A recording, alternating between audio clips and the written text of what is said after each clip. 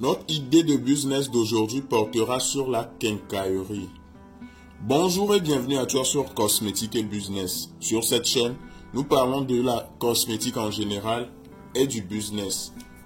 Si l'une de ces thématiques t'intéresse, je t'invite à t'abonner, à activer la cloche de notification pour être informé de l'apparition de nos prochaines vidéos. Sur cette chaîne, nous publions 2 vidéos par jour, une vidéo dans la matinée parlant de la cosmétique et une autre dans la soirée parlant du business uniquement. C'est quoi la quincaillerie?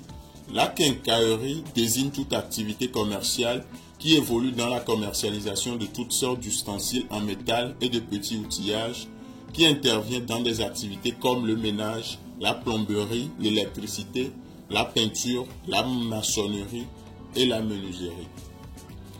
La quincaillerie est un domaine d'investissement très rentable. Quand on sait s'y prendre, on peut s'enrichir.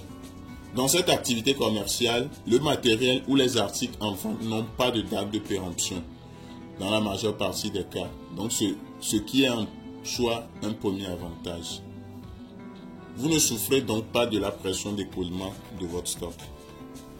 La situation géographique est très importante parce qu'elle demeure importante car c'est elle qui vous permettra d'avoir une visibilité afin de mieux vendre vos produits. Mais bien que la quincaillerie intervienne dans notre quotidien, le succès dans cette activité ne repose pas uniquement sur les avantages dont nous avons cité plus haut. Il y en a une autre, qui est la stratégie commerciale. Quelles sont les réalités non dites dans ce secteur d'activité? Avant de continuer notre argumentation, voilà une chose que vous devrez graver dans votre mémoire. La quincaillerie seule pour le commerce en détail ne marche pas vraiment. Il est un fait que les articles ne pourrissent pas, mais ce n'est pas pour autant que vous allez pouvoir vous enrichir. Dans ce domaine de vente au détail, la plus-value sur chaque article en vente est mince. Et à vouloir faire uniquement de la quincaillerie, si les charges fixes prennent le dessus, votre suite n'est pas loin. Donc rappelez-vous, les petites quincailleries de quartier qui ne vendent uniquement que les articles de première nécessité, rares sont ceux qui progressent selon cette politique unique. Si nous voyons en général, leurs ventes au détail n'avancent pas du tout. Donc ne croyez pas qu'ils sont mauvais vendeurs. Maintenant, quel est le secret pour une bonne rentabilité? Ce que vous devriez savoir, c'est qu'en général, plus de 90% du matériau vendu en quincaillerie intervient directement ou indirectement dans le bâtiment ou la construction. Donc derrière cette évidence, il est un fait que les clients ne vont que dans les quincailleries au détail où ils sont sûrs et certains d'avoir ce qu'ils recherchent, que ce soit un paquet de clous, un couteau, un ciseau, un petit pot de peinture, une ampoule, un fil électrique. Bref, le magasin au détail susceptible les éviter de faire le tour du périphérique.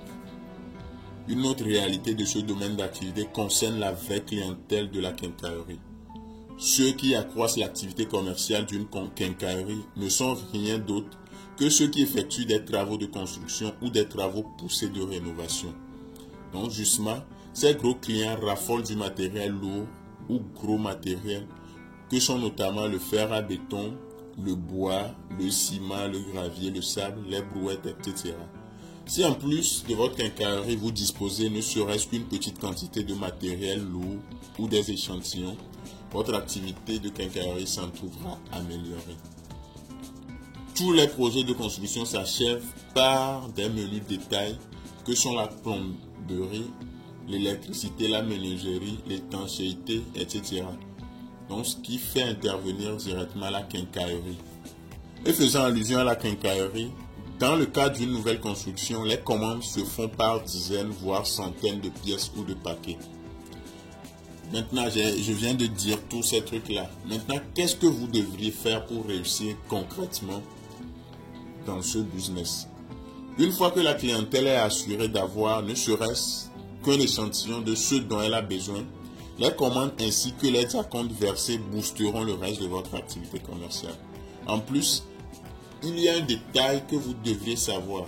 Le fait d'écouler un maximum de matériaux lourds comme le ciment, le fer à béton, peut vous permettre de bénéficier des nombreuses ristournes annuelles auprès des sociétés fournisseurs. Donc les ristournes sont versées aux vendeurs en détail qui ont pour habitude de payer cash. Donc si vous voulez profiter de ces ristournes, vous devrez vendre beaucoup plus. Donc il serait intéressant de préciser que les ristournes ne concernent pas les revendeurs agréés, mais plutôt les clients qui ont pour habitude de payer cash. Donc si vous payez à crédit, vous n'allez pas bénéficier des ristournes. Donc un bon capital de départ, une bonne stratégie commerciale, le tout couronné par un bon système de gestion vous permettra d'atteindre votre objectif. Nous voici à la fin de la vidéo. J'espère qu'elle vous aura plu. Si tel est le cas, abonnez-vous, activez la cloche de notification pour être informé de l'apparition de nos prochaines vidéos. Et rendez-vous demain pour un autre numéro de notre coin du business.